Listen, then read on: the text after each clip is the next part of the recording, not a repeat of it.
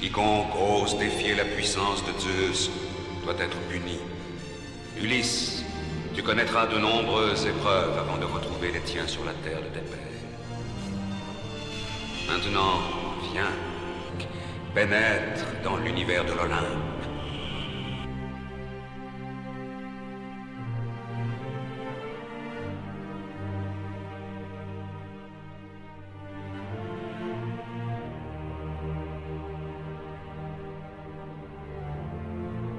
Bonjour à tous mes auditeurs et bienvenue sur Memento Liber. Pour l'heure, chose promise, chose due, voici la suite de l'Iliade d'Homère avec la deuxième œuvre du fondement de notre littérature occidentale. Je parle bien évidemment de l'Odyssée d'Homère, l'auteur présumé et poète historique de la fin du 8e siècle avant notre ère, ou bien, peut-être fut-il, une identité construite, cela est encore difficile de le dire aujourd'hui. Selon l'histoire, il serait devenu aveugle à Ithaque. Cela tombe bien. L'Odyssée raconte l'histoire du retour de son roi, un certain Ulysse. Pour ceux qui n'ont pas vu la première vidéo, je vous mets le lien de la vidéo dans la description et vous invite à commencer par celle-ci. Pour les autres, continuons. Alors, l'Iliade se termine par la mort d'Hector, prince troyen, défenseur du peuple et de la cité. Lui qui était le fils aîné du roi Priam, vaincu par Achille, le personnage principal et héros grec légendaire de l'épopée homérique. Le titre Odyssée, en grec ancien, vient de la formation du nom grec d'Ulysse, se prononçant Odysseus, d'où la relation à ce périple riche en aventures. Le retour d'Ulysse à Ithaque avec ses péripéties durera 10 ans, tout comme le siège de Troie, soit 20 années d'absence au total. Même si très peu évoquée dans ce livre, la célèbre histoire du cheval de Troie est mentionnée pour la première fois dans l'Odyssée, le stratagème magistral d'Ulysse permit aux Grecs de s'infiltrer dans Troie et de terminer cette guerre par un massacre après un siège infructueux de 10 ans. Du côté des Achéens, Protésilas, Patrocle, Ajax et Achille périrent sur le champ de bataille.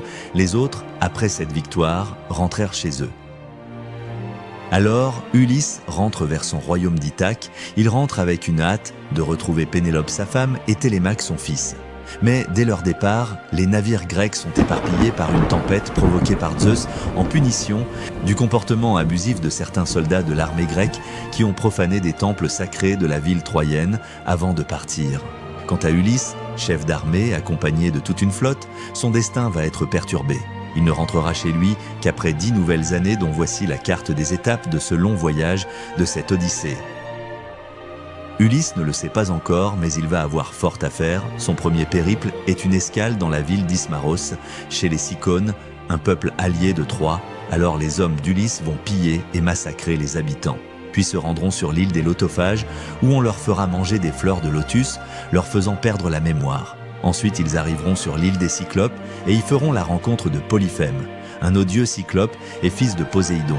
Après l'avoir rendu ivre pour se libérer de ce monstre, Ulysse lui crève l'œil pour parvenir à s'enfuir, ce qui déclenchera la colère du dieu de la mer et des océans, Poséidon.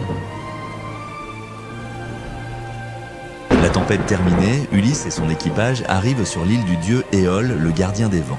Celui-ci leur offre l'hospitalité et tente de les aider à rentrer chez eux en offrant à Ulysse un sac renfermant tous les vents qui les empêcheraient d'arriver rapidement à Ithaque.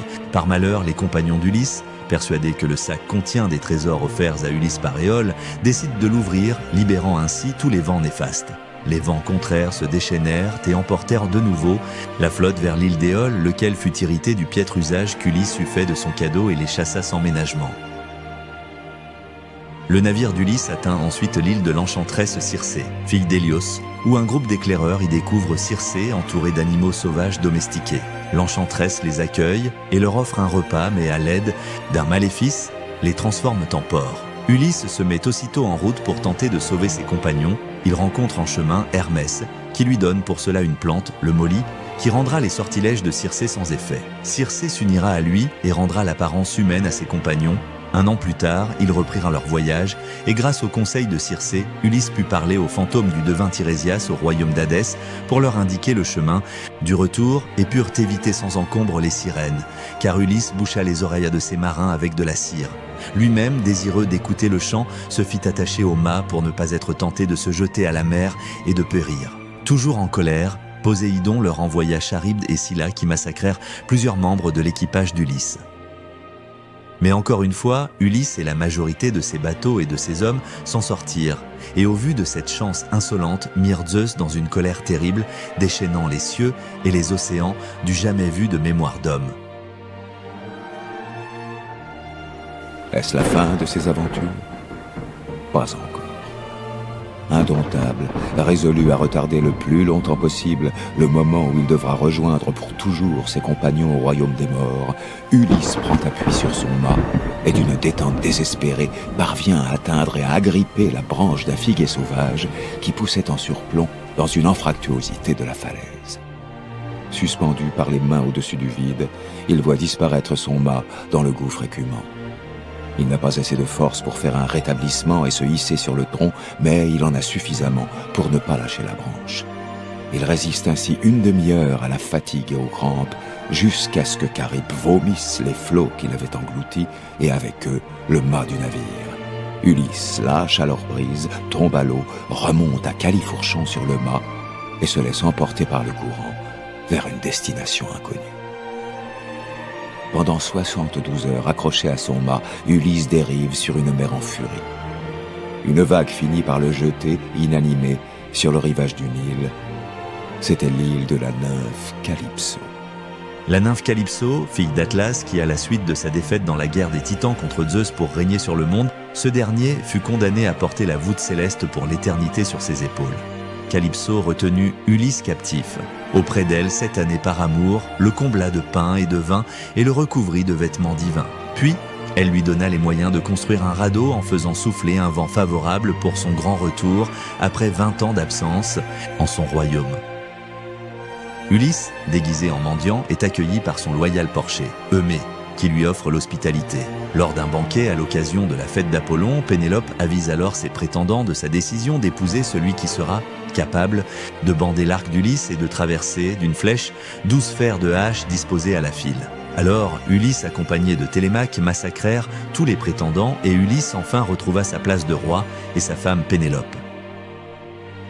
Voilà pour ces 2 somptueux récits anthologiques de Monsieur Homère qu'il faut lire ou relire. Et au fait, rapprochez-vous un instant de votre écran. N'oubliez pas de partager, de commenter et évidemment de vous abonner pour d'autres vidéos de qualité. L'exégèse allégorique d'Homère est une interprétation ou explication de l'œuvre homérique, basée sur l'axiome selon lequel le poète n'a pas explicitement exprimé sa pensée, mais a caché celle-ci derrière des récits mythologiques. Au moyen d'un langage énigmatique ou allusif et pratiqué depuis la plus haute antiquité par presque tous les philosophes, couvre finalement une période d'au moins 2500 ans. Cette exégèse allégorique est et restera incontestablement la plus abondante quant aux témoignages écrits de l'histoire. Encore un grand merci, Monsieur Homère, pour ces trésors de la littérature. Et merci à vous pour votre temps et votre écoute. Quant à moi, je vous dis à bientôt sur ma chaîne. Et surtout, prenez soin de vous.